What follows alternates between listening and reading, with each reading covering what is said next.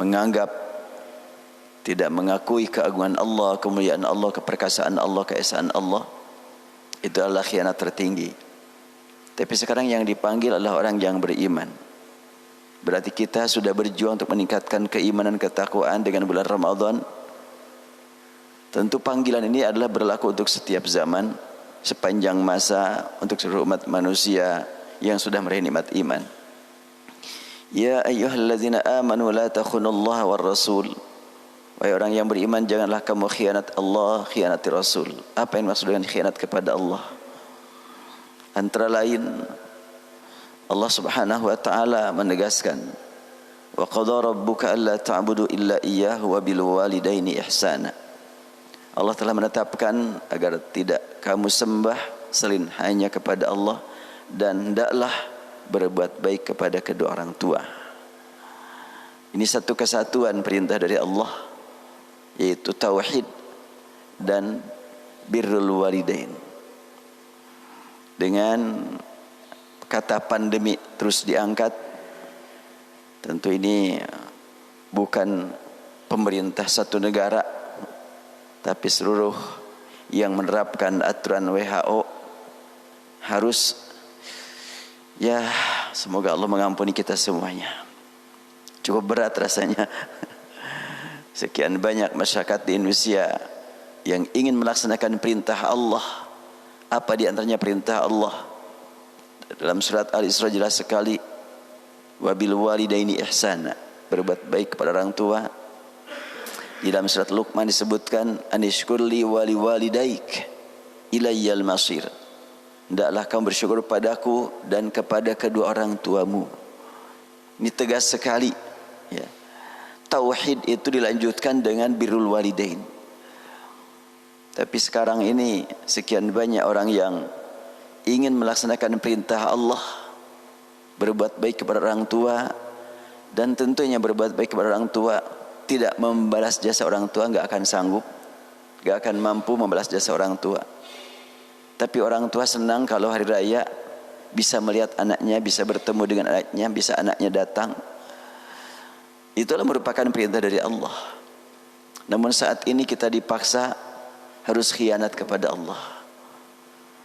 Mudah-mudahan termasuk yang memang darurat. Tapi daruratnya itu dalam hadis, dalam istilah ulama kan, ad-darurah tuqaddaru biqadariha. Ini masa darurat tanpa bukti ini. Ini rasanya darurat tanpa bukti kita itu. Karena dipaksa harus ikut berita. Padahal di satu segi kita saksikan yang disebut berbahaya akibat kerumunan massa akhir-akhir ini sudah berbeda. Di Tanah Abang berdesakannya. Bahkan saya kemarin sholat Idul Fitri di MIM di depan Hipermat, waktu sholat jaga jarak, waktu berfoto-foto rapetin, jangan, udah dirapetin. Kemudian waktu berfoto, lepasin katanya itunya, maskernya. Ya sudah, waktu berfoto dilanggar semuanya. Masker nggak dipakai, karena kalau pakai masker bukan foto orang tapi foto masker. Ketampanannya, kecantikannya sama semuanya kan gitu ya. Ya semuanya pada lepas, maskernya juga. Kemudian dirapatkan karena memang ingin supaya terambil semua fotonya, semua orang dalam foto. Allahu Akbar. Saya langsung gemeter dalam hati. Iya, ini ternyata orang sudah nggak percaya gitu. Buktinya kalau percaya nggak mungkin gitu. Nggak mungkin, jaga jarak aja terus apalagi berfoto ya, apalagi dibuka masker. Tapi ternyata mereka rapat aja. Sampai satu merenung di perjalanan, iya. Dan ini adalah menggambarkan juga tentang betapa rindunya masyarakat ingin kembali normal. Bukan new normal tapi old normalnya. Normal yang dulu lah gitu, bukan normal yang baru. Sampai saya pun ngobrol dengan keluarga, kan biasa-biasa paling sekali lah itu difoto habis khutbah Idul Fitri, panitia ingin berfoto, ya paling begitu. Kemarin mah bukan panitia, antri ingin berfoto dengan saya sampai merenung, ya Allah, ini betul-betul sudah jenuh dengan kondisi yang sudah dibuat sekian tahun, setahun lebih ya, sudah jenuh mereka. Sampai antrian hingga saya mau ketemu keluarga lama sekali. Karena datang lagi. Ini sudah tidak ada lagi itu jarak, jaga jarak, kemudian pas pakai masker, semuanya pada dilepas. Dan ini membuktikan bahwa mereka ketika ibadah dipaksa harus jaga jarak, dan ketika di luar ibadah ternyata tidak ada yang ditakuti. Kita kadang-kadang sampai bertanya-tanya ini. Kita khawatir gitu, adalah termasuk takhunullah wa rasul. Kita khianat kepada dan Rasul. La haula wala quwata illa billah. Bahkan hadis yang lain kan menyebutkan, dan ini jangan dulu kagetnya. Karena memang hadis kita imani. Kemudian ketetapan para ahli kesehatan kita hargai. Itu saja yang harus kita jadikan pegangan. Ada iman, ada menghargai. Tetap yang kita imani adalah sabda Rasulullah dan firman Allah Subhanahu wa taala. Adapun aturan WHO kita hargai saja deh. Tidak sampai kita imani. Rasulullah itu kan tegas dalam hadis sahih riwayat Ibnu Majah. La tadaru furujatin lisyayatin. Kamu jangan sampai memberi celah. Waktu sholat ada celah-celah yang akan dimasuki syaitan. Itu jelas hadisnya. Dan kita memang dipaksa mempersilahkan syaitan. Bahkan masih mendingan kalau di sini agak dekat. Saya sempat di salah satu masjid, jaraknya 180 cm. Dan itu masjid besar. Pimpinannya juga adalah tokoh nasional, seorang ulama, dikenal sebagai ulama.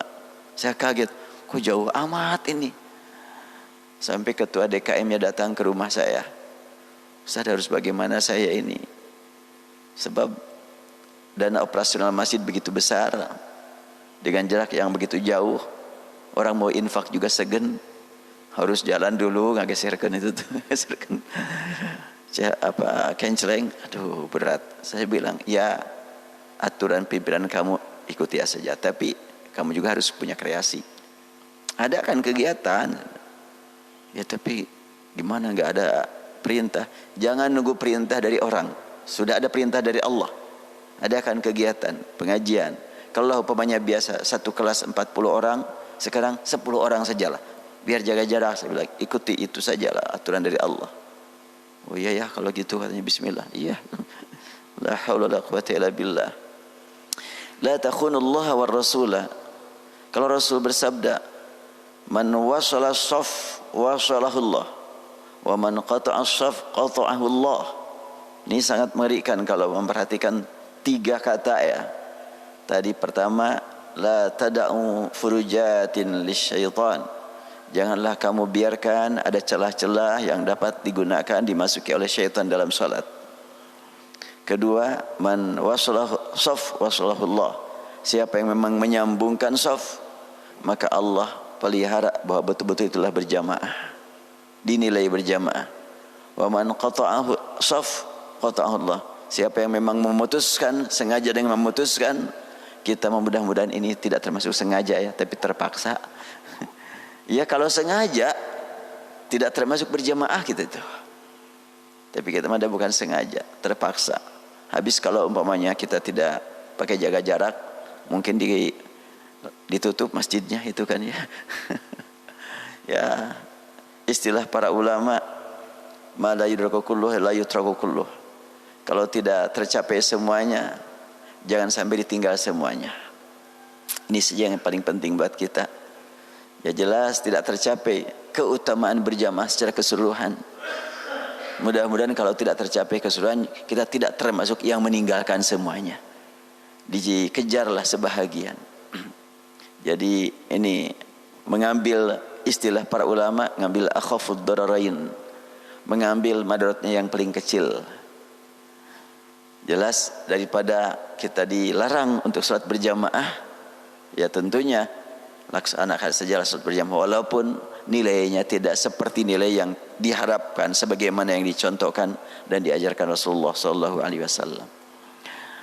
Ketika memang membahas masalah ini suka muncul pernyataan, tapi kan kita wajib ikhtiar. Selalu itu diangkat. Kita harus ada usaha.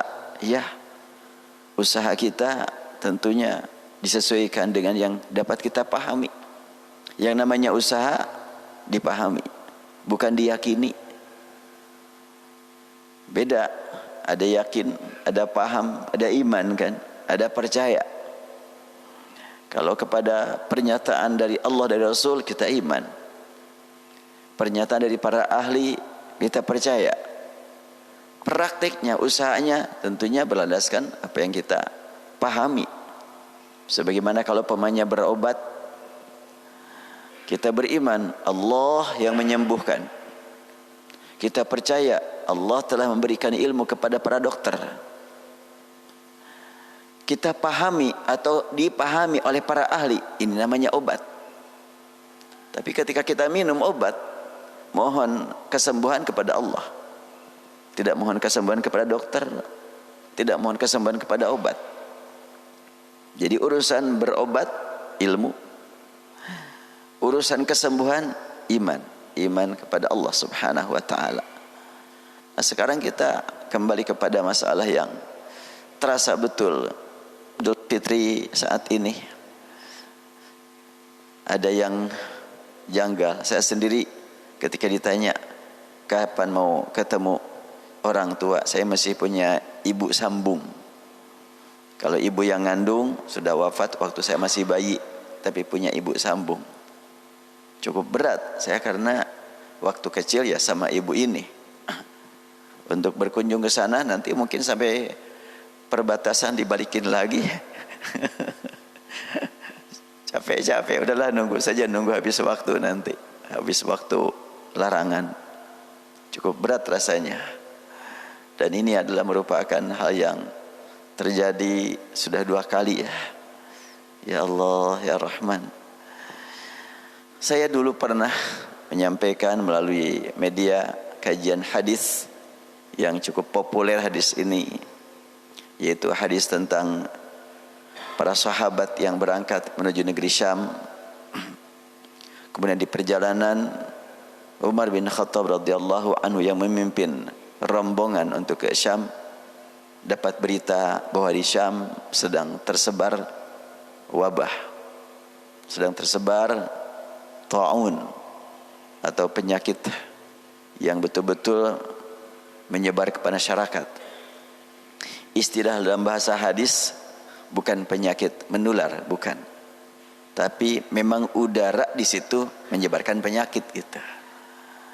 Sehingga orang-orang yang ada di sana pada terasa gatal. Itu di negeri Syam. Maka Sayyidina Umar radhiyallahu an setelah diberitahu demikian, beliau terhenti. Itu gimana ya? Lanjutkan apa jangan? Musyawarah sampai 3 kali. 3 rombongan dengan masyarakat Madinah yang belum lama bergabung dengan ya atau yang belakangan lah gitu kan di masyarakat Madinah, ya orang Ansar di bawah musyawarah. Di kalangan orang Ansar terbagi 2. Ada yang memang semangat untuk lanjut, Allah lah yang mengatur segala-galanya, jangan takut kan itu. Tapi Umar bin Khattab orang cerdas. Ya kalau di sana sedang tersebar, mungkin udaranya yang memang tidak mendukung untuk dimasuki, maka jangan masuk. Tapi bukan karena dari orang ke orang istilahnya, tapi memang suasananya demikian. Sebab ada hadis yang lain menyebutkan la adwa wala tirah. Ini memang ada sedikit yang perlu digali lebih dalam hadis ini supaya tidak terkesan bertentangan antara sunnah dengan penemuan ilmiah. Rasul menegaskan yang dimaksud dengan menular dari orang ke orang itu tidak ada. Yang ada adalah memang di situ sedang tersebar penyakit, itu saja. Itu kalau hadis demikian. Apalagi kalau umpamanya diangkat beberapa bulan yang lalu bahwa ketika kita megang pintu aja, habis megang harus dicuci kan gitunya. kemudian megang pintu mobil harus dicuci. Ini yang memang cukup sulit kalau dihubungkan kepada hadis. Kita lanjutkan. Hadis ini menyebutkan bahwa ketika Umar bin Khattab radhiyallahu anhu di perjalanan, beliau berkali-kali musyawarah sampai terakhir adalah hadirlah Abdurrahman bin Auf. Yang waktu musyawarah pertama beliau tidak hadir, musyawarah kedua tidak hadir. Waktu kedua itu adalah musyawarah dengan para tokoh muhajirin, para sahabat yang paling senior, yang sejak awal Rasulullah SAW berdakwah, mereka bersama Rasul. Tapi itu juga belum menyelesaikan masalah. Sampailah Abdurrahman bin Auf datang, hadir untuk rapat dalam berbicara tentang masalah perjalanan kita ke depan. Ini ya, ada berita seperti ini. Kata Abdurrahman bin Auf, aku mendengar Rasul bersabda, "Idza sami'tum bihi bi ardin." Ini ingin saya ralat pernyataan saya dulu. Sempat saya sebarluaskan hadis ini dan saya kurang teliti dalam memahami kata per kata dari hadis ini. Idza sami'tum bihi bi ardin, apabila kamu mendengar ada ta'un, ada wabak di salah satu kawasan di muka bumi, bukan di seluruh dunia. Bi ardin. Ini yang perlu saya perbaiki dulu ya, tidak sampai membahas dengan perkata seperti ini. Sudah mendengar hadis ini secara global, saya sebarluaskan. Udah, sholat di rumah saja, jangan ke masjid.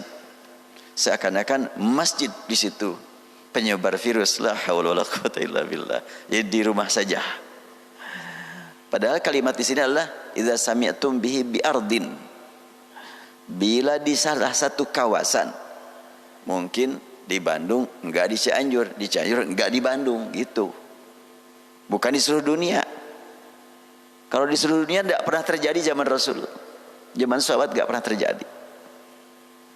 Maka ada lanjutannya. Bila kamu mendengar ada tersebarnya penyakit, ada banyak penyakit yang disebut dengan at-ta'un, dan Rasulullah menegaskan at-ta'un itu adalah azab yang Allah utus untuk orang-orang yang membangkang dari Bani Israel dan syahadah, dan akan mengantarkan umat beriman, umat Islam apabila terkena atau sampai meninggal, mengantarkan dia menuju mati syahid. Ya, semoga para ahli ibadah yang sudah dinyatakan wafat terkena COVID-19, mereka mendapatkan mati syahid. Kita berharap demikian kepada Allah Subhanahu wa taala. Beda kalau doanya mati syahid. Sekarang juga yang sudah meninggal kita doakan untuk mendapatkan kedudukan sebagai syuhada, itu bisa berdoa begitu. Tapi kalau semoga husnul khotimah, ya udah lewat. Jadi kan kalau husnul khotimah pintu ya, udah dilewati pintu, semoga lewat pintu itu udah lewat, gak usah lagi didoakin sudah. Yang perlu kita doakan saat ini adalah bagaimana supaya mereka mendapatkan nikmat rahmat, nikmat ampunan, nikmat ridha Allah. Antara lain kita doakan seorang ulama yang sangat luar biasa, dikenal dengan khas dakwah beliau, yaitu ya Ustadz Tengku ya Dzulqarnain. Semoga Allah berikan kepadanya rahmat, ampunan dan ridhanya. Itu cukup berat mendengar berita bahwa beliau meninggal. Ya Allah, banyak sekali para ulama yang menasional, yang dikenal masyarakat, yang sudah banyak sekali orang dapatkan ilmu dengan ulama tersebut, dan sekarang sudah pada pergi, tidak ikut salat Idul Fitri. Syekh Ali Jabir, kemudian ya banyak lagi yang lain-lainnya. Ya, semoga Allah pertemukan kita di akhirat bersama mereka dalam surga Allah Subhanahu wa taala. Baik, saya lanjutkan hadis. Fa idza sami'tum bihi bi ardin, apabila kamu mendengar ada tersebar penyakit di salah satu kawasan, fala taqdamu alaih, kamu jangan datang ke sana. biardin, jangan datang. Kita jangan datang dari mana ke mana nih. Kalau sudah dinyatakan WHO di seluruh dunia, ini enggak sesuai dengan apa yang ada dalam hadis nih. Wa idza waqa'a bi ardin wa antum biha fala takhruju firaran minhu. Dan apabila kamu mendengar berita ada penyebaran penyakit atau taun di mana kamu berada di dalamnya, kamu jangan keluar. Kita mau keluar kemana? Nggak keluar kemana-mana. Selang di sini aja terus. Ini jelas sekali bahwa di zaman Rasulullah atau di zaman dinyatakan oleh hadis Rasul, bahwa hadis ini menggambarkan ada yang disebut dengan penyakit yang menyebar ke masyarakat. Tapi bukan di seluruh dunia, bukan. Kalau di seluruh dunia jangan keluar, berarti kita emang mau keluar kemana? Mau keluar dunia? Ini kan keluarnya keluar dunia ini kalau begitu. Karena kita berada di dunia, tapi dinyatakan di seluruh dunia. Ini yang sulit dipahami sebetulnya. Jadi kita itu betul-betul ditekan, harus merasa takut kepada yang tidak jelas, tapi kurang takut kepada yang jelas. Dan Allah Subhanahu wa taala menegaskan, "Wala nabluwannakum bisyai'in minal khauf wal ju' wa naqsin minal amwali wal anfusi wath thamarat wa basyiris sabirin." Sungguh kami uji kalian. Ini kita membahas masalah akidah soalnya ya. Agak berat. Allah Subhanahu wa taala menegaskan, sungguh akan kami uji kalian dengan sedikit rasa takut.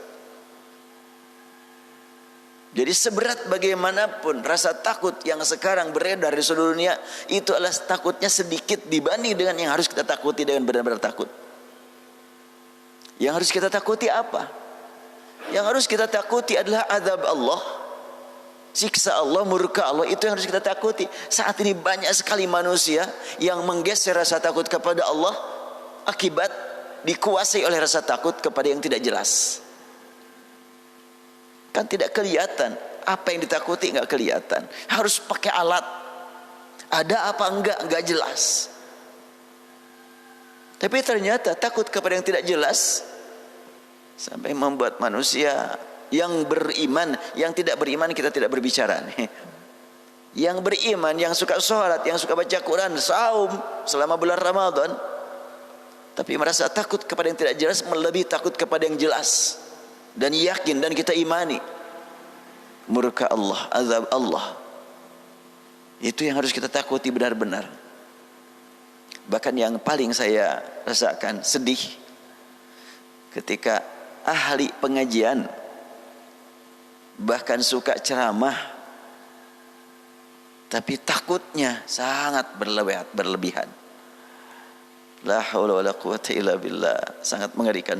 Ujian yang paling berat yang sedang kita hadapi bukan ujian karena kurang makanan atau turun penghasilan atau takut terkena Covid, tapi ujian yang paling berat adalah bagaimana kita menempatkan keimanan. Apakah akan digeser dengan kepercayaan kepada yang tidak diketahui dan tidak dirasakan. Sekarang kita saksikan, ya mungkin bapak-bapak, ada ibu-ibunya enggak? Enggak ada ya. Bapak-bapak menyaksikan bagaimana perjalanan salat malam Ramadan di Masjidil Aqsa, begitu padatnya sampai belakang dan tidak ada jarak mereka, dan khusyuk ibadah. Kekhusyuan ibadah para ahli ibadah di Masjidil Aqsa membuat orang Yahudi semakin panas. Maka di akhir Ramadan mereka tidak tahan lagi, sampai mengganggu orang yang sedang beribadah. Sampai 47 orang luka-luka berat. Dan apa yang terjadi berikutnya? Allah punya skenario yang lebih hebat lagi. Sekarang diperkenalkan kepada orang-orang Yahudi secara khusus dan kepada masyarakat di dunia secara umum bahwa Al-Qassam, Brigadir Al-Qassam ternyata punya rudal yang bisa mencapai jarak 250 km. Luar biasa. Sekarang sudah banyak sekali gedung-gedung di Tel Aviv yang sudah hancur, dihantam dengan rudal-rudal yang diluncurkan oleh orang-orang pejuang-pejuang di Palestina. Biasanya orang-orang Yahudi dari dulu nih yang mereka lakukanlah sebagai yang memulai berperang, ujung-ujungnya minta dihentikan kepada tentara multinasional. Biasanya dari dulu begitu tuh. Dan itu bulan Ramadan berulang-ulang. Saya baca langsung dari berita, ya kalau saya baca berita Palestina dari sini nih. Jadi bukan, nah ini kata Ibu Syahid Izzuddin. Ini berita harian. Bukan dalam Google-nya, bukan dalam WhatsApp, bukan, tapi dari sini. Ini adalah kadang-kadang saya harus daftar lagi baru muncul lagi ini kadang-kadang. Ini kata Ibu Syahid Izzuddin Al-Qassam. Jadi Katibah atau Brigadir Syahid Izzuddin Al-Qassam. Ini kadang di kita juga bisa, cuma ini internetnya nggak ada nih. Di sini beritanya juga cukup, berita harian. Berita harian langsung dari sana. Jadi sekarang ini sudah meluncur juga kemarin pesawat tanpa awak diluncurkan oleh Hamas, jatuh di perumahan orang-orang Israel. Wah udah, kalau sudah itu mereka pada takut betul. Tapi disebutkannya di situ di dalam bahasa Arabnya Allah, ini juga berita dari yang lainnya, disebutnya Syihab Intihar. Nama pesawatnya Syihab, yaitu begitu cepatnya disebut sebagai bunuh diri. Yang bunuh diri bukan orang, tapi pesawatnya. Karena gak ada orangnya di situ. Itu sudah dibuat sejak 10 tahun yang lalu lah. Ada penemu dari orang Yordan menemukan cara membuat pesawat tanpa awak. Jadi bom di situ meledak dengan pesawat itu. Sekarang sudah punya Hamas senjata seperti itu. Dan sudah berkali-kali orang Yahudi menyerang Hamas. Bahkan pada mungkin 3 atau 4 tahun yang lalu, 3 tahun yang lalu lah saya baca, atau 4 tahun lupa lagi. Kan mereka yang memulai, dan mereka berkata, 3 hari habislah itu, kita hancurin tuh Gaza. Ternyata sudah 3 hari nggak ada tanda-tandanya, sudah seminggu nggak ada tanda-tandanya, sampai udah 2 minggu udah kelabakan orang Yahudi untuk melakukan penyerangan terus-menerus, sudah nggak mampu lagi. Karena banyak tentara Hamas yang di luar jangkauan mereka. Mereka banyak tersembunyi di bawah-bawah, di bawah tanah. Ketika memang Yahudi jalan, tiba-tiba di belakang sudah muncul tentara Hamas. Sehingga sedang jalan ke sana, di belakang ada, langsung ditembak. Kemudian pernah juga dengan tank bajaannya merasa pasti hebat, pasti menang. Ternyata mobil berlapis baja yang penuh dengan senjata itu bukan membuat orang Hamas lari menjauh, tapi malah mendekat dan naik dan langsung dijatuh-jatuh orang Yahudinya. Itu berkali-kali itu.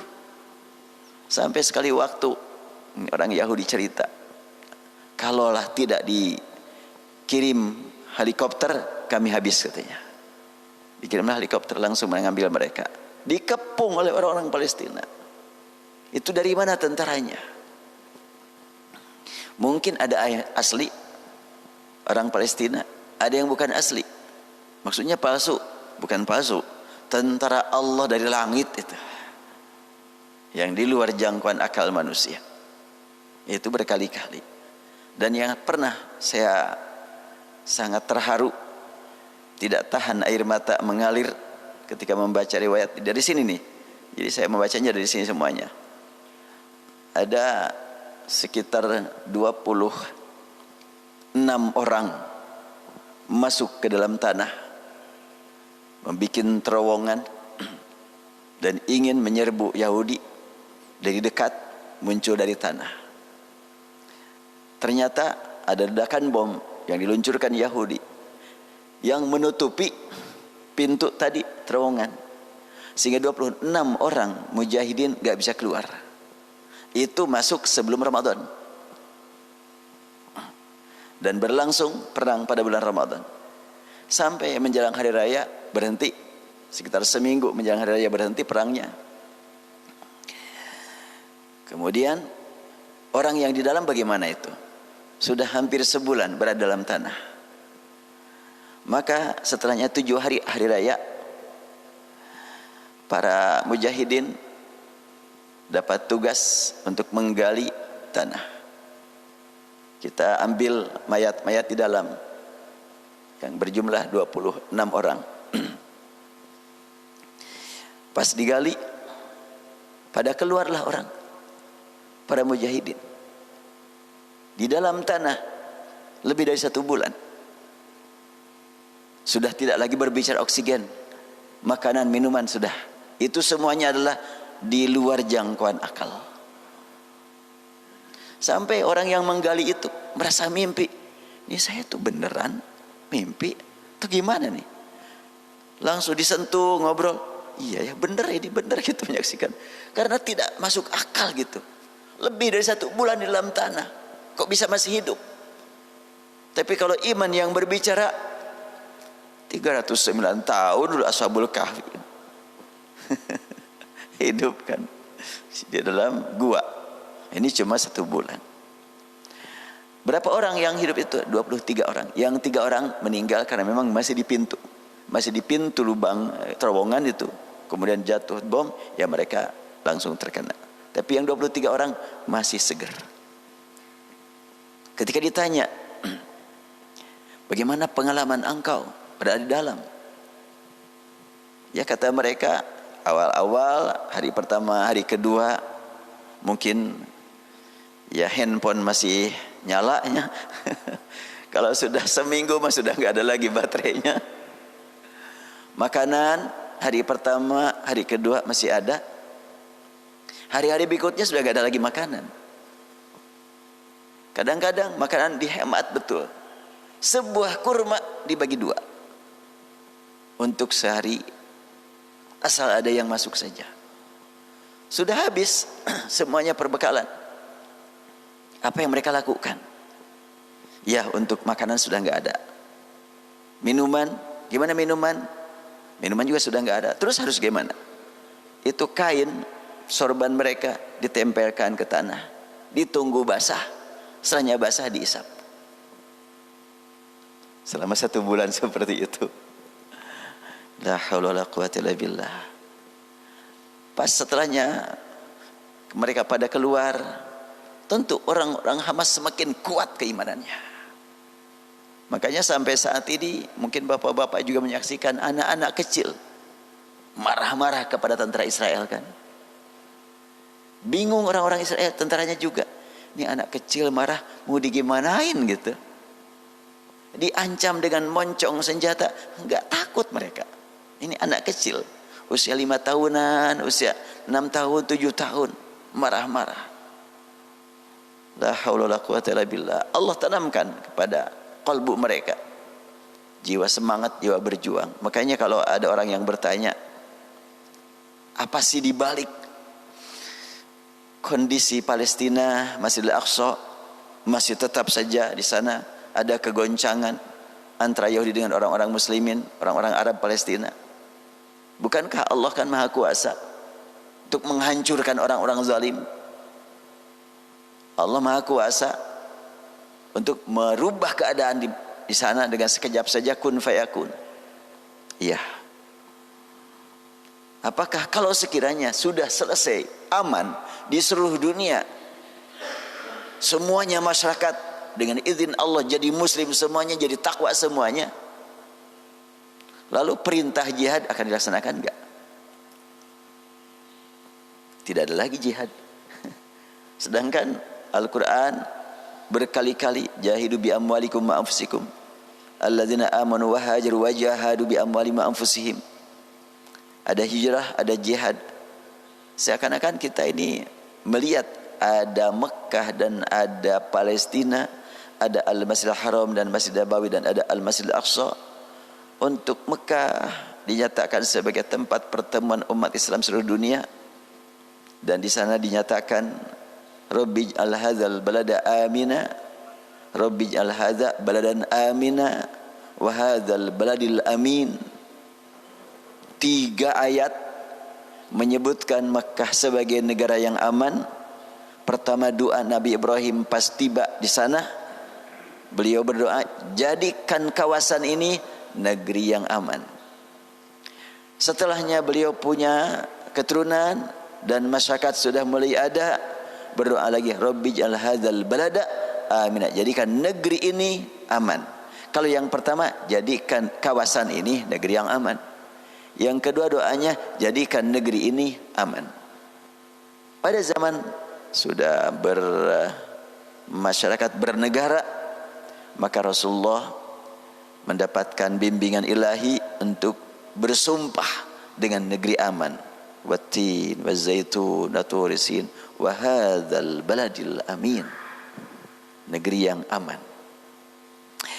Aman dari program yang ingin merusak kesucian Makkah.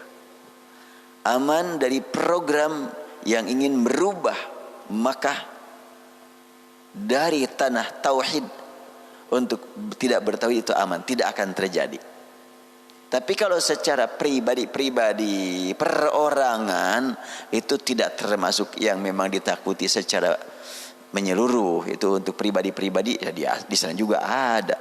Dulu pernah terjadi ya peristiwa yang sangat-sangat menyedihkan, yaitu ketika orang-orang Iran, ini saya masih ingat tahun 80-an, mulai tahun 84 saya ke sana sampai tahun 90, ditakdirkan Allah waktu itu masih sedikit soalnya kan jamaah yang datang ke Mekah, sehingga saya setiap tahun dari Kairo datang ke sana dari mulai 84 sampai 90. Berarti berapa kalinya?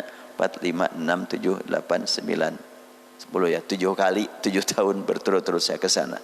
Itu dari mulai tahun 84 saya pertama kali sampai tahun 87.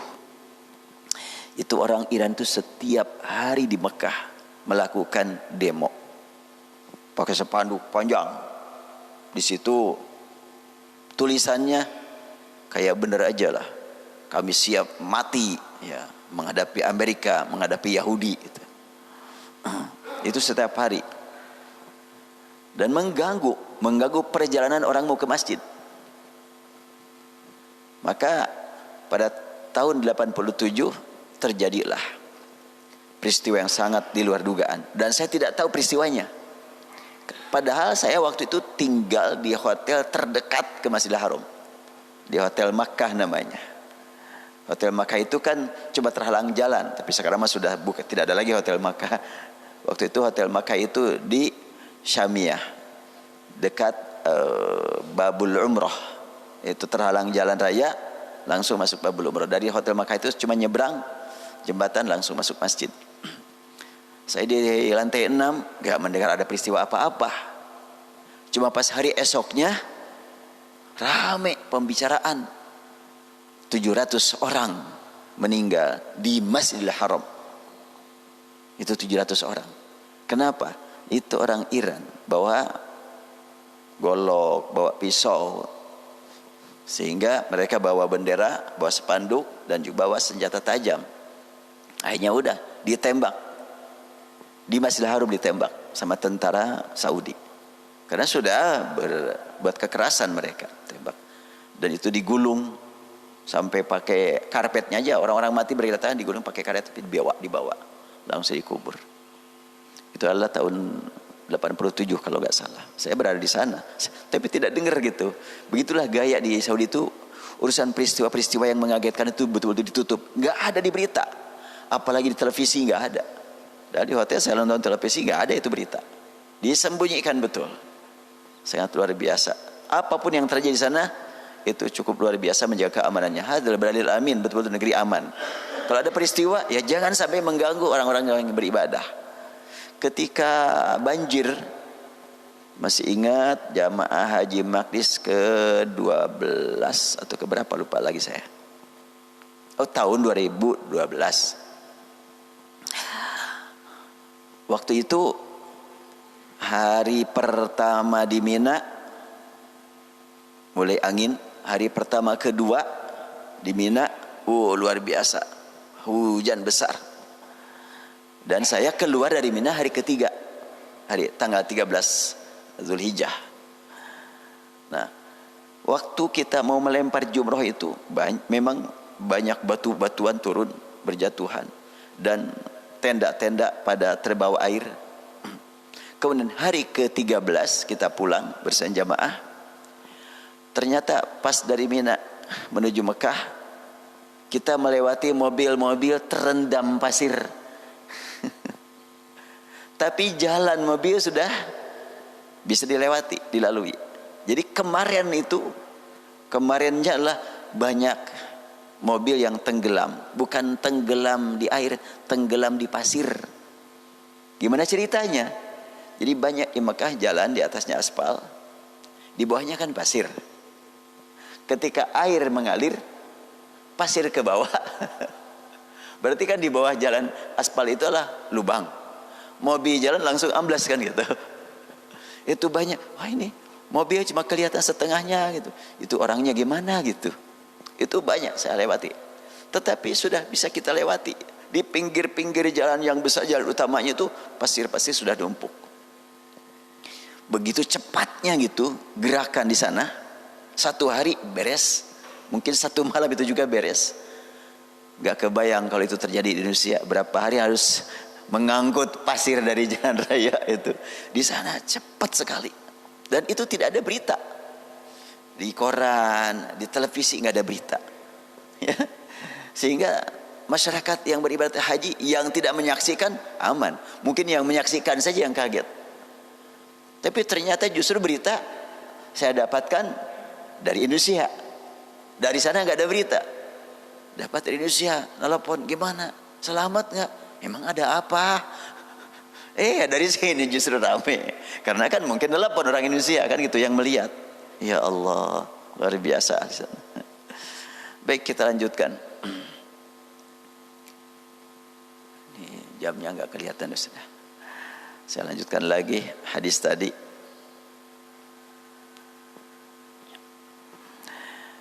Jadi kalimat hadis menyebutkan apabila kamu mendengar berita sedang banyak penyakit di satu kawasan, kamu jangan masuk sana. Bila kamu mendengar berita ada penyakit di mana kamu berada di dalam kawasan tersebut, kamu jangan keluar. Memperhatikan hadis ini, dan hadis ini yang dijadikan dalil oleh sekian banyak orang yang mengerti hadis, ya termasuk saya waktu itu menggunakan hadis ini juga untuk mendukung agar memang kalau tidak ke masjid bagaimana sholat berjamaah di rumah, saya gunakan hadis ini. Setelahnya saya perhatikan enggak pas pemahaman saya dulu. Semoga Allah mengampuni saya. Ya Allah, cukup berat. Jadi mendukung ya program jauh dari masjid. Alhamdulillah kita tidak jauh dari masjid. Dan untuk supaya perjalanan ibadah lancar terus, ya ikutilah protokol kesehatan gitu aja kan. Supaya bisa ibadah. Artinya kepada kaidah para ulama, ma la yudraku kullu la yutraku julluh. Bila tidak tercapai keutamaan yang sempurna dari ibadah salat berjamaah di masjid, jangan ditinggal semuanya. Diambil sebahagian, mudah-mudahan Allah mengampuni kekurangan kita, memaafkan kekurangan kita, dan menerima niat kita. Niat kita ingin tetap beribadah atau ditekankan pentingnya diungkapkan selama bulan Ramadan karena sedang beribadah. Maka Rasul mengajarkan baca doa, Allahumma innaka afuwun tuhibbul afwa fa'fu anni. Ada maaf, ada maghfirah. Apa bedanya maaf dengan afuwun dengan maghfirah? Ada maaf dengan ampunan, apa bedanya? Kalau mohon ampun kepada Allah atas perbuatan dosa, pelanggaran terhadap aturan Allah, mohon ampun. Kalau maaf, mohon maaf kepada Allah atas kekurang sempurnaan ibadah. Kita sudah beribadah tapi kita sadar masih jauh untuk mencapai sempurna. Termasuk masalah jaga jarak waktu sholat, itu kan mengurangi kesempurnaan ibadah. Ya mudah-mudahan Allah maafkan. Bukan keinginan kita. Itu saja sebetulnya. Termasuk juga ini hari raya, hari bahagia, hari senyum. Gimana bisa senyum dan ditutup mulutnya juga. Sedangkan hadis Rasul menyebutkan tabassumu kali akhi sedekah. Senyummu untuk saudaramu karena Allah itu sedekah. Tapi waktu hari raya saat ini sudah 2 kali hari raya, gak boleh kelihatan senyum gitu. La haula wala quwata illa billah. Ya paling melihat senyum ke matanya aja. Karena kelihatan juga sih antara senyum dengan marah dari mata juga kelihatannya. Cuma gak sempurna gitu aja kan. Ya Rabbana, banyak sekali yang kita rasakan. Inilah kekurangan ibadah kita. Belum lagi kalau kita sudah berbicara tentang Al-Masjidil Haram, Al-Masjidil Aqsa, Masjid Nabawi. Sampai sekarang masih memang jaga jarak. Walaupun waktu tawaf kelihatannya kadang-kadang ada yang jarak, ada yang rapat gitu waktu tawaf. Tapi waktu sholat tetap masih dijaga. Dan untuk Masjidil Haram dengan Masjid Nabawi, kenapa tidak seperti Masjidil Aqsa? Jelas kita harus memahami hal itu. Al-Masjidil Haram yang di Mekah, Masjid Nabawi yang ada di Madinah, jangankan Mekah dan Madinahnya, seluruh aktivitas umat Islam yang dihubungkan dengan kerajaan Saudi, para ulama Saudi senantiasa menjadikan pusat perhatian untuk dijadikan sebagai alat memecah belah umat terus. Dengan diangkatnya istilah Wahabi, tuh masih sampai sekarang. Saya lihat di YouTube ini sudah gak bosan-bosan ini. Mungkin kan ceramah Ustadz ini berbeda dengan ceramah Ustadz itu langsung dipertemukan di YouTube. Debat. Padahal gak debat, gak apa-apa. Cuma ditanya tentang satu masalah, Ustadz ini jawabannya ini. Ustadz yang sama ditanya tentang masalah yang sama, jawabannya berbeda. Dipertemukan di YouTube oleh para YouTuber. Sehingga orang penasaran, oh Ustadz ini berdebat dengan Ustadz ini, padahal ternyata enggak. Dia adu domba gitu. Nah itu adalah berkaitan dengan Wahabi, terus diangkat terus Wahabi. Wahabi mati koto, gak bisa ngelawan kepada Aswaja kan gitu. Itu dari dulu. Ini saya bertanya-tanya siapa nih yang rajin mempertemukan ini. Dan istilah Wahabi saya masih mempertanyakan dari dulu. Kalau pamannya ada mazhab Syafi'i, ada Persis, Muhammadiyah, NU, kan ada pusatnya kan, dan ada ulamanya. Saya ustadz dari Persis, dari NU, dari Muhammadiyah, dari Salafi. Ini adalah kantor Persis, kantor Muhammadiyah, kantor NU. Saya selama mengenal Mekah dan Madinah sempat keliling di mana ada kantor Wahabi, nggak ada. Di mana ada ulama yang mengaku ulama Wahabi, nggak ada. Paling-paling pernyataannya dipelintir. Syekh Abdul Aziz bin Baz pernah berkata begini, bila kami mempertahankan Quran dan Sunnah disebut Wahabi, ialah Wahabi. Kalimatnya begitu. Bila memang mereka menuduh Wahabi karena kami mempertahankan Quran dan Sunnah, silahkan aja lah sebut Wahabi. Jadi artinya dia mengemukakan kami itu pembela Quran dan Sunnah.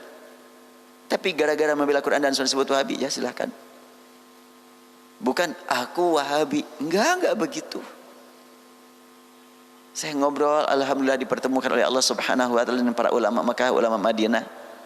Bahkan kalau saya ibadat haji 4 hari umpamanya sebelum wukuf atau 5 hari sebelum wukuf, saya ngasih tahu kepada ya ulama yang sangat dekat dengan saya di sana, atau saya dekat dengan mereka karena saya mendekati mereka, bukan mereka mendekati sayanya.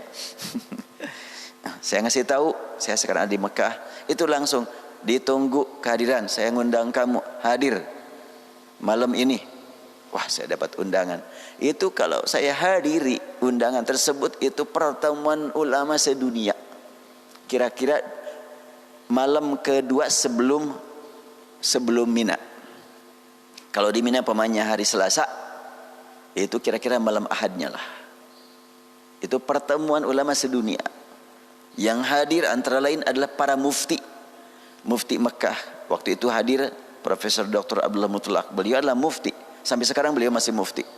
Mufti kerajaan di Mekah. Dan yang ngundang saya adalah, mungkin kalau di kita mah IO-nya lah. Itu yang mengundang, Syekh Basim Al-Minsyawi. Pertama kali saya kenal dengan beliau dikenalkan oleh Dekan Fakultas Dakwah Universitas Ummul Qura, Profesor Dr. Isa Mashmali. Saya pernah ke rumah beliau, tidak tahu berapa kali ya, saya lupa lagi lah. Pernah ke rumah beliau. Nah, sewaktu saya ngobrol dengan beliau, langsung saya diperkenalkan dengan Syekh Basim tadi. Nah, ketika saya ke sana, ngontak Syekh Basim, langsung dia ngundang. Kalau tadi Dekan Fakultas Dakwah Universitas Ummul Qura itu sering ke Bandung, jadi kenal saya di Bandung.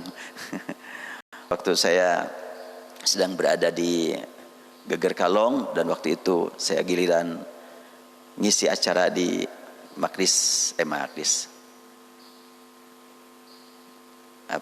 DT, lupa lagi namanya.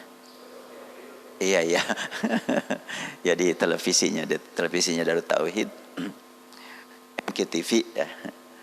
MKTV, langsung waktu itu ada Syekh Basim hadir dengan Syekh Isa. Udah ya, saya bilang, Syekhana, bersedia enggak kita sekarang ngobrolnya di studio televisi? Ayo, katanya. Udah, saya bawa ke studio.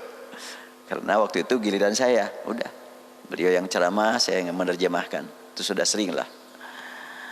Dan ternyata waktu pertemuan para ulama tingkat internasional, ada yang dari Belanda, dari Hong Kong, dari mana-mana. Itu dikasih waktu. Cuma mereka perwakilan, dari Belanda 1 orang, dari Mesir 1 orang. Itu Syekh Basim yang sebagai MC-nya yang mengatur waktu.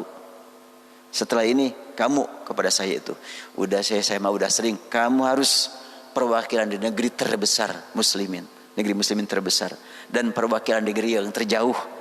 Aduh, yalah, nggak apa-apa. Saya suka dipaksa harus bicara, walaupun cuma 3 menit. Cuma sebentar. Ya bisa juga 3 menit katanya. Yalah, 3 menit. Kalau orang lain bicara terus dibiarkan. Kalau saya enggak. Sedang bicara, tanya saya itu. Ditanya. Jadi saya menjawab lah gitu. Yang paling sering pada saya adalah masalah persatuan umat. Dan gerakan Syiah. Itu paling sering ditanyakan kepada saya. Bagaimana gerakan Syiah sekarang di Indonesia? Itu mereka betul-betul perhatian kepada umat Islam di Indonesia ini. Makanya kalau Indonesia pernah dikunjungi oleh Raja Salman bersama keluarga sebanyak 1.500 orang ya. Bawa pesawat sendiri, bawa tangga sendiri, bawa mobil sendiri. Yang tidak dibawa adalah hotelnya aja yang tidak dibawa. Bawa segala-galanya. Kemudian hotel termahal yang disewanya juga untuk berapa, 11 hari, asalnya mau seminggu jadi 11 hari. Itu menunjukkan bahwa ternyata pemerintah atau pimpinan umat Islam itu sangat-sangat kaya raya, yang sering difitnah terus. Karena umat Islam difitnah wae dan tiba heula oge.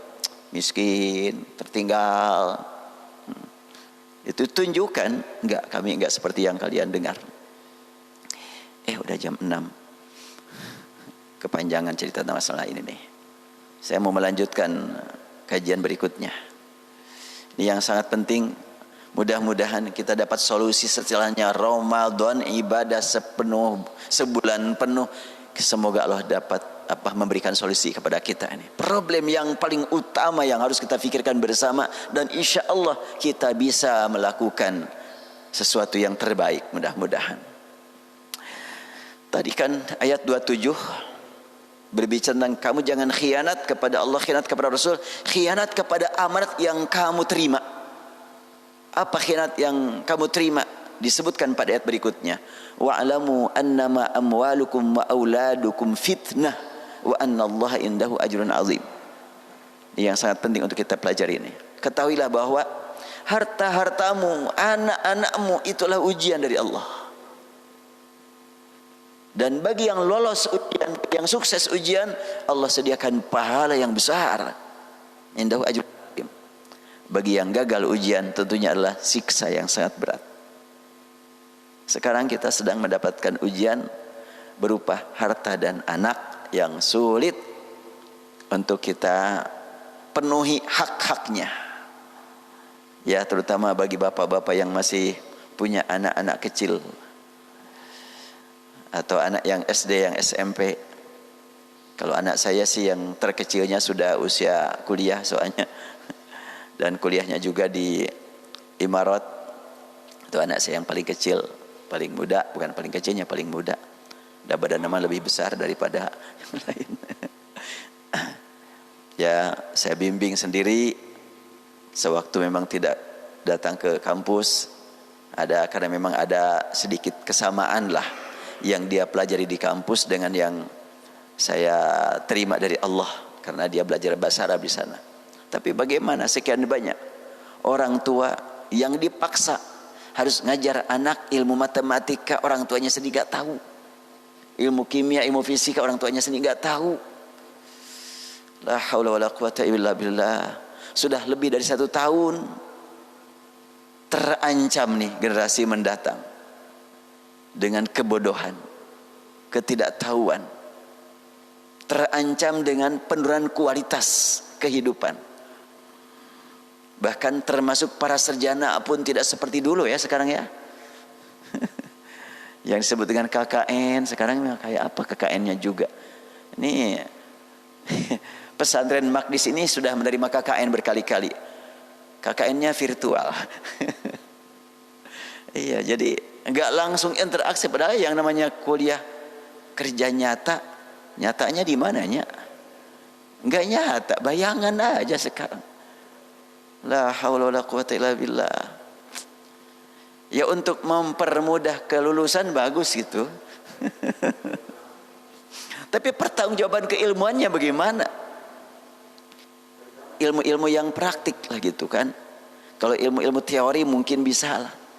Tapi kalau ilmu terapan, ya Allah ya Rahman, cukup berat.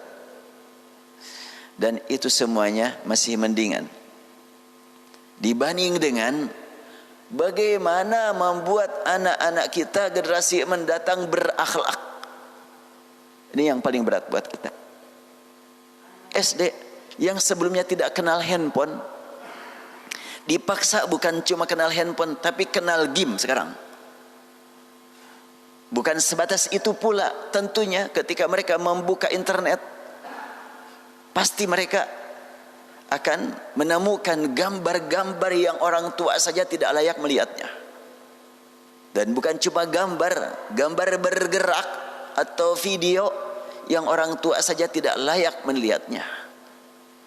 Dan anak-anak lebih cerdas dalam ngotak-ngatik handphone, kalah orang tuanya. Saya kalau menghadapi kesulitan, entah laptop, entah handphone, nanya anak saya. Anak saya lebih ngerti gitu. Ini gimana begini, ini gimana dek, sebentar langsung selesaikan. Makanya saya yakin lah gitu, apa yang saya temukan di internet, anak saya sudah lebih dulu tahu. Berat kan? Makanya tinggal ya memohon kepada Allah, ya Allah selamatkan anak saya dari tontonan yang sangat merusak akhlak, merusak akidah. Ilmu yang diterima dari guru sehari cuma 1 jam, 2 jam, tapi gangguan yang merusak otak, merusak akhlak, merusak kolbu itu seharian. Main game terus-terusan, hancur sudah. Apa yang harus kita lakukan, terutama anak-anak SD? Saya tadi malam ya kedatangan tamu, dia seorang guru, suami istri, dan yang guru adalah ibu guru. Saya bilang mungkin enggak dibikinlah gitu aktivitas baru. Kalau sekolah masih harus dikunci, sudahlah belajarnya di rumah saja, keliling. Guru keliling ke rumah-rumah murid. Mungkin buat orang tua wali yang punya tempat yang agak luas, bisa menampung 10 orang, di situ sajalah belajar. Mungkin enggak, saya bilang begitu aja. Jangan sampai tidak ada komunikasi antara guru dengan murid kecuali melalui online. Aduh, enggak ada pembinaan akhlaknya. hanya transfer ilmu. Jangankan pakai online, offline saja menyampaikan ilmu belum tentu diamalkan. Menasihati supaya anak berbuat baik belum tentu diamalkan. Sekarang mencari gampang sekarang. Bisa kuliah sambil tidur di kamar. Saya sendiri lagi tuh ketika mau menyampaikan satu ayat, saya menemukan satu ayat susah memahami, sudah saya cari penceramah. Antara lain adalah Syekh Al-Bahri dari Timur Tengah, ada Syekh Saleh ya khatib Masjid Kuba. Luar biasa ilmu mereka itu, sangat-sangat mengagumkan. Bahkan saya juga masih punya 2 dosen yang sering saya lihat melalui video. Itu dosen saya sendiri waktu di Al-Azhar, ada Dr. Ibrahim Al-Khuli dengan Dr. Muhammad Abu Musa. Itu 2 dosen yang paling saya kagumi. Ada di YouTube, alhamdulillah. Kalau sudah kangen saya lihat dia. Dan masih hidup alhamdulillah sampai sekarang. Mungkin wallahu a'lam usianya mungkin sudah 90-an kali, tapi masih luar biasa. Kalau berbicara masih lantang, masih fasih. Ya, untuk mencari ilmu sekarang lebih mudah, tapi untuk menjadi orang yang berilmu bagaimana? Ilmu akan menjadi milik kita kalau diamalkan. Kalau tidak diamalkan, itu cuma kita dijadikan sebagai persimpangan ilmu aja di otak kita, tidak jadi ilmu kita. Sebagaimana harta menjadi milik kita kalau sudah disalurkan di jalan Allah. Kalau belum disalurkan harta kita di jalan Allah, ya masih milik sistem. Yang nyimpen di bank bukan harta kita itu. Harta milik sistem di bank. Yang di perusahaan milik sistem di perusahaan, belum jadi milik kita. Kalau sudah digunakan untuk berdakwah, untuk beribadah, baru jadi milik kita. Makanya ayat ini menyebutkan innama amwalukum wa auladukum. Hartamu dan anak-anakmu fitnatun, ujian dari Allah Subhanahu wa taala, fitnah. Bagaimana caranya? Mudah-mudahan ada solusi setelahnya kita taqarrub kepada 1 bulan. Bila hal itu diajukan, mungkin orang tua santri atau orang tua murid atau orang tua siswa komunikasi dengan sesama mereka, yuk kita adakanlah pengajian keliling sajalah atau sekolah keliling sajalah. Kalau memang sekolah tidak bisa dibuka, sebetulnya ini juga sulit untuk diterima. Kenapa? Kalau pemanya siswa 30 orang di kelas, ya bertemulah 2 kali dalam sepekan dengan guru kan bisanya. Giliran lah gitu, tidak 30, umpamanya 10-10, jaga jarak. Sholat bisa kok jaga jarak, masa sekolah nggak bisa jaga jarak? Sangat aneh juga. Dan mudah-mudahan kalau memang dengan adanya seperti itu, guru-gurunya bisa menanamkan akidah kepada anak. Kalau melalui virtual nggak mungkin. Sangat berat, untuk menyampaikan ilmunya saja sudah capek. Kita sering melihat kiriman-kiriman melalui WhatsApp, anak pertama 5 menit pertama masih semangat, sudah masuk ke 10 menit udah 15 menit tidur. Nah, kalau pemanya bertemu dengan guru kan nggak begitu. Jadi ada pengajaran, ada pendidikan, ada pembinaan. Pengajaran cuma otak ke otak. Ya, pendidikan mungkin dipantau, paham nggak dia. Kalau pengajaran nggak tahu itu murid paham atau enggak, yang penting menyampaikan. Tapi pendidikan diketahui kemampuan anak. Kalau pembinaan ada interaksi antara guru dengan murid, pembinaan akhlak. Ini cuma pengajaran saja, transfer ilmu saja. Transfer ilmu mah gak perlu pakai sekolah. Bisa dengan YouTube, bisa dengan dan sebagainya. Ya, ini adalah harapan kita. Semoga kita tidak dituntut nanti di akhirat oleh anak-anak kita. Sebab Allah Subhanahu wa taala menegaskan dalam surat Abasa, fa idza ja'atis sakhah yauma yafirrul mar'u min akhihi wa ummihi wa abihi wa sahibatihi wa bani. Allah berfirman, apabila sudah tiba hari yang sangat mengerikan, sangat dahsyat, as-sakhah, sampai kalimatnya fi idza ja'atis sakhah, suara yang sangat menggelegar, yang sangat menakutkan. Yauma yafirrul mar'u min akhihi. Hari itu manusia lari menjauh dari saudaranya. Bahkan bukan cuma saudara yang sehari-hari main kemana-mana, yang sudah berjasa besar dan tidak mungkin dapat dibalas jasanya, dijauhi juga. Siapa dia? Ibunya. Yauma yafirrul mar'u min akhihi wa ummihi, ibunya dijauhi. Wa abi, ayahnya yang sudah berjuang seharian, peras keringat membiayai kehidupan keluarga, dijauhi juga. Dan ada yang sangat penting untuk kita perhatikan lagi. Jadi adalah bapak-bapak semuanya hadir. Ayat berikutnya, wasahibati, dan teman setia wanitanya, artinya istrinya, dijauhi juga. Wabani, dan anaknya dijauhi juga. Ini kalimat saudara, ibu, ayah, istri, dan anak berjauhan nanti. Kita jangan sampai termasuk yang memang berjauhan antara kita dengan anak. Duh, sangat ngeri. Kenapa berjauhan? Beda tempat. Kalau di surga berjauhan bisa bertemu. Umpamanya bapak-bapak mudah-mudahan dapat surga Aden. Istri bapak-bapak dapat surga Firdaus, ketemu gak ya? Sedangkan satu surga luasnya lebih luas daripada langit dan bumi. Gimana kalau beda surga? Betapa jauhnya kita dengan istri. Itu ukuran dunia. Ukuran akhirat tetap kita juga di dunia sudah bisa komunikasi dengan orang yang ada di Amerika melalui handphone. Ya nanti di akhirat gak pakai alat lagi. Allah pertemukan langsung, gampang. Gimana caranya? Gak usah mikirin cara, itu mah Allah yang ngatur. Kita mau beriman saja. Ukuran akhirat jangan otak. Ukuran akhirat qalbu, yang menerimanya, beriman.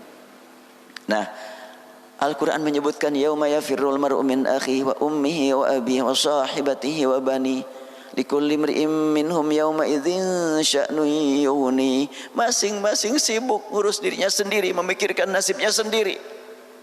Tetapi di situ ada dua kelompok manusia yang Allah perlihatkan. Wujuhun yawma idzin musfirah dhahikatum mustabshirah. Wajah-wajah kelihatan berseri, bercahaya. Siapakah mereka? Yang tadi, yang lolos ujian seketika diuji dengan anak. Mari kita berjuang agar termasuk yang sukses mendapatkan amanat harta dan anak ini. Ya, kalau umpamanya sekarang sekolah ditutup, ini mudah-mudahan terdengar oleh para guru, para ibu bapak guru ini. Sekolah ditutup, belajar jangan ditutup. Komunikasi langsung murid dengan guru jangan sampai terhenti. Bisa di rumah-rumah silaturahim itu ya, maka pada orang tua santri, pada orang tua murid, orang tua wali silaturahim. Ternyata teman-temannya sudah diundang kan gitu. Di sini sekarang belajar, di situ ada gurunya. Wah, luar biasa indah itu. Gak mungkin ada Satpol PP ngusir. Ini rumah saya, mau dibikin apa kek? Terserah aku kan. Kalau sekolah ada peraturan kan. Kalau rumah, siapa yang ngatur rumah saya? Bisa-bisa saja, ini sekedar usulan nih. Kalau saya sih, anak saya sudah gede-gede kan. Enggak lagi memikirkan, tapi ini generasi tanggung jawab kita bersama. Jangan sampai kita termasuk nanti didakwa, dituntut oleh anak kita. Duh, sangat ngeri. Ya Allah. Udahlah, terlalu panjang nih bicara nih. Udah lewat jam 6:04. Kita cukupkan, kita mohon kepada Allah Subhanahu wa taala semoga amal ibadah kita di bulan Ramadan dapat kita lestarikan, dapat kita jiwai sampai sekarang sampai Ramadan berikutnya. Dan semoga Allah berikan kepada kita solusi untuk menyelesaikan berbagai masalah yang di bawah masalah besar, masalah internasional. Semoga masalah-masalah bagiannya teratasi semuanya. Allahumma salli wa sallim ala habibina wa syafi'ina wa lana Muhammad wa sallim radhiyallahu tabaraka wa ta'ala an kulli sahabati rasulih ajma'in Allahumma ya Rabbana lakal hamdu kama yanbaghi li jalali wajhika wa 'azimi sultanik. Ya Allah, ya Rahman, ya Tuhan kami, telah Engkau saksikan bahawa selama bulan Ramadan kami berjuang ibadah saum semata-mata mencari ridha-Mu ya Allah, semata-mata mencari ampunan-Mu, rahmat-Mu ya Rabbana. Tidak ada yang kami cari dari manusia, dari makhluk-Mu. Kami cari hanya dari Engkau ya Allah. Ya Allah, ya Tuhan kami, Engkau Maha menyaksikan kami memiliki nikmat ikhlas dengan ibadah saum. Rabbana, tanamkan ke dalam kalbu kami nikmat ikhlas dalam segala aspek kehidupan kami, hanya mencari ridha-Mu, hanya takut padamu ya Allah. Jangan Kau biarkan kami takut kepada selain Engkau ya Allah. Allahumma ya Rabbana, banyak orang yang beriman takut kepada COVID-19 melebihi takut kepada Engkau. Ilahna ya Tuhan kami, ampuni hamba-hamba yang beriman padamu. Curahkan rahmat-Mu kepada umat Nabi-Mu ya Rabbana. Allahumma ya Rabbana, ya Tuhan kami, kami mohon ya Allah, Engkau pertemukan kami di dalam surga-Mu dengan keluarga kami, dengan orang tua kami, dengan anak-anak kami, dengan semua anggota keluarga kami, dengan pasangan hidup kami. Jangan Engkau jauhkan kami dengan mereka ya Allah. Dan jangan Engkau biarkan pula nanti di akhirat kami dituntut oleh anak kami, oleh anak generasi muda dan juga keturunan kami, akibat kami tidak mampu membimbing mereka, tidak mampu mendidik mereka dengan tepat dan benar. Ya Rabbana, ya Tuhan kami, kami tidak akan sanggup ya Allah mempertahankan, mempertanggungjawabkan kesalahan kami di dunia ini. Allahumma ya Rahman ya Ilahana, berikan kepada kami ya Allah solusi yang terbaik, solusi yang paling tepat untuk menyelesaikan berbagai masalah yang sedang dihadapi ini. Allahumma Rabbana ya Karim ya Rahman, hanya Engkau yang Maha tahu apakah kami akan bertemu lagi dengan Ramadan berikutnya, atau Ramadan kemarin merupakan Ramadan terakhir. Ilahna ya Tuhan kami, kami mohon Engkau berikan kepada kami nikmat bertemu kembali dengan Ramadan berikutnya, dan berikan kepada kami nikmat ibadah pada Ramadan berikutnya. Dan sekiranya ketetapan Engkau tidak Engkau rubah, kami harus dijemput oleh ajal sebelum Ramadan tiba. Jadikan ya Allah Ramadan yang baru lalu menjadi Ramadan yang membela kami, yang memberikan syafaat kepada kami nanti pada hari kiamat. Karena Rasul-Mu bersabda, Siyam akan memberi syafaat kepada kami. Allahumma Rabbana 'alaika tawakkalna wa ilaika anabna wa ilaikal masir. Rabbana atina fid dunya hasanah wa fil akhirati hasanah wa qina adzabannar. Subhana rabbika rabbil izzati amma yasifun wa salamun alal mursalin walhamdulillahi rabbil alamin. Assalamualaikum warahmatullahi wabarakatuh.